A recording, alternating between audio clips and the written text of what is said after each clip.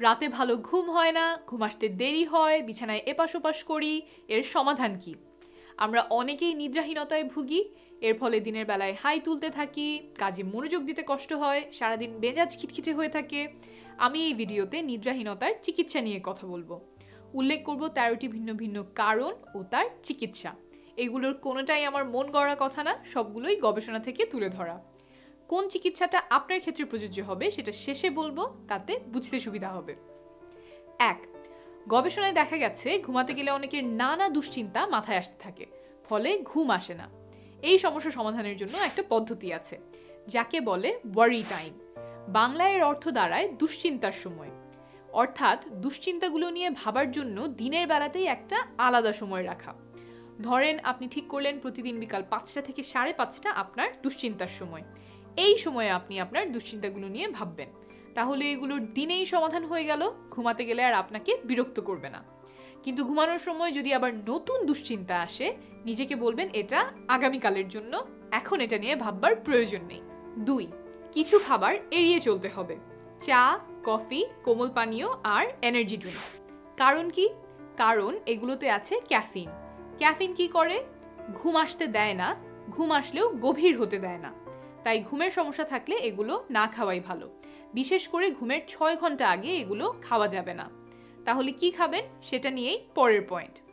3. ঘুমের কাছাকাছি সময়ে গরম দুধ পান করতে পারেন, কারণ দুধে আছে ট্রিপ্টোফ্যান। গবেষণায় দেখা গেছে এটা ভালো এবং লম্বা সময় ধরে ঘুম হতে সাহায্য করে। 4.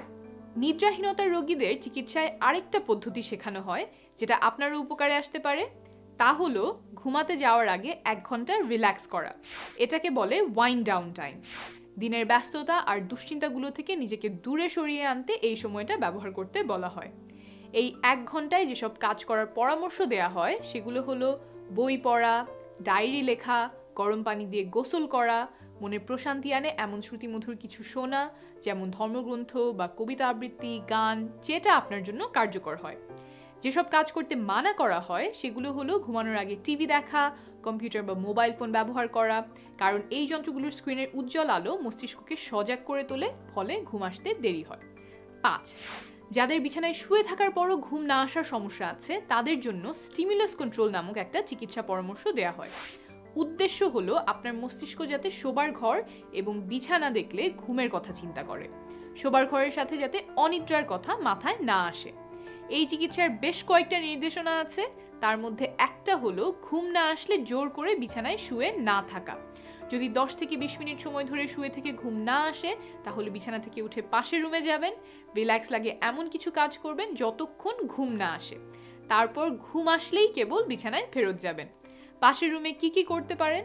হালকা আলোতে বই পড়তে পারেন, গান শুনতে পারেন, তবে মোবাইল ফোন ব্যবহার করবেন না, কারণ ফোনের উজ্জ্বল আলো ঘুম আসতে বাধা দিতে পারে। 6. স্টিমুলাস কন্ট্রোল চিকিৎসা পরামর্শের আরেকটি নির্দেশনা হলো বিছানা শুধু ঘুমের জন্য ব্যবহার করা, বিছানায় অন্য কাজ না করা। আমরা অনেকেই বিছানায় খাবার খাই, পড়াশোনা করি, মোবাইল বা কম্পিউটার ব্যবহার করি, বাসায় থাকলে দিনের অনেকটা সময় বিছানায় কাটাই। ঘুমের সমস্যা কমাতে চাইলে এগুলো এড়িয়ে চলতে হবে। 7. অনেক নিদ্রাহীনতার রোগী বারবার ঘড়িতে সময় দেখে দুশ্চিন্তাগ্রস্ত হয়ে পড়ে। এটা তাদের ঘুমের ওপর খারাপ একটা প্রভাব ফেলে। তাই তাদেরকে ঘড়ির দিকে না তাকানোর পরামর্শ দেওয়া হয়। কি উপায়ে এটা করা যেতে পারে? ঘড়ির মুখ উল্টো দিকে ঘুরিয়ে রাখা, দেয়ালে ঘড়ি থাকলে সেটা নামিয়ে নেয়া, আর ফোনটা দূরে রেখে ঘুমানো। আবার এসব ব্যবস্থা নিতে গিয়ে ঘড়ি একদম লুকিয়ে ফেলবেন না, সকালে সময় মতো জেগে উঠতে হবে।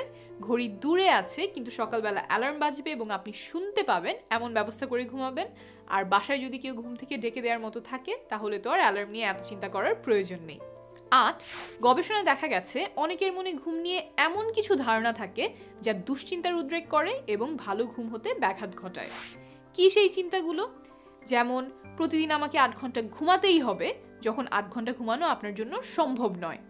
আবার ঘুমাতে গেছেন, ঘুম আসছে না, এর মধ্যে দুশ্চিন্তা শুরু করলেন, আজ রাতে ভালো ঘুম না হলে কালকে কাজে খারাপ করব বা পরীক্ষায় ফেল করব।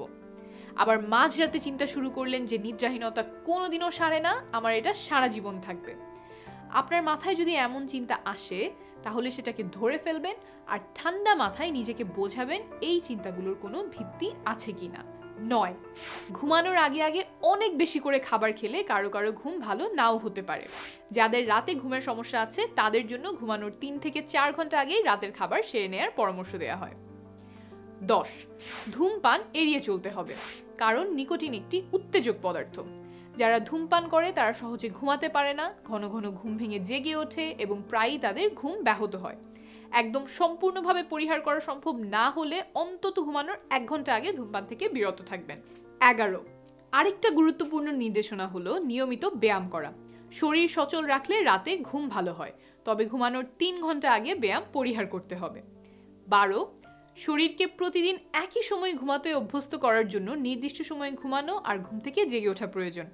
যেমন আপনি যদি ঠিক করেন যে প্রতিদিন রাত 11টায় ঘুমাতে যাবেন আর সকাল 7টায় ঘুম থেকে উঠবেন, তাহলে এই যে রাত 11 থেকে সকাল 7টা পর্যন্ত সময়ে আপনার শরীর একটা ভালো ঘুম দিতে অভ্যস্ত হয়ে পড়বে। জেগে ওঠার সময়টা প্রতিদিন একই রাখার চেষ্টা করবেন। শুক্রবারে বা ছুটির দিনে আমরা একটু দেরি করে উঠতে পছন্দ করি, এটা পরিহার করতে হবে। 13, নিদ্রাহীনতার চিকিৎসায় দিনের বেলায় ঘুমাতে নিরুৎসাহিত করা হয়, আর দিনের বেলা যদি ঘুমাতেই হয় তাহলে দুপুরে আগে আগে ঘুমিয়ে নেবেন, তাও 40 মিনিটের বেশি নয়। এখন বলছি কোন সমাধানটা আপনার জন্য প্রযোজ্য। এতক্ষণে নিশ্চয়ই বুঝতে পেরেছেন নিদ্রাহীনতা অন্যান্য রোগ থেকে একটু ভিন্ন। যেমন টাইফয়েড বা করোনা ভাইরাস হলে আমরা নিশ্চিত জানি যে আপনার শরীরে একটা জীবাণু প্রবেশ করেছে। নিদ্রাহীনতার ক্ষেত্রে তেমন নিশ্চিত একটা কারণ নাও থাকতে পারে, একজনের জন্য এক একটা হতে পারে। আমি যে 13টি কারণ ও তার চিকিৎসা বলেছি তার সবগুলো আপনার জন্য প্রযোজ্য হবে না। যেটা যেটা আপনার ক্ষেত্রে প্রযোজ্য শুধু সেটাই আপনি পালন করবেন। যদি এসব ব্যবস্থা নিয়েও ঘুমের সমস্যার সমাধান না হয়, ঘুমের অভাব নিয়মিত সমস্যা হয়ে দাঁড়ায়, আপনার দৈনন্দিন জীবন ব্যাহত হয়, ঘুম নিয়ে খুব বেশি দুশ্চিন্তা হতে থাকে, তবে ডাক্তারের সহায়তা নেবেন, নিজে নিজে ঘুমের ওষুধ খাবেন না।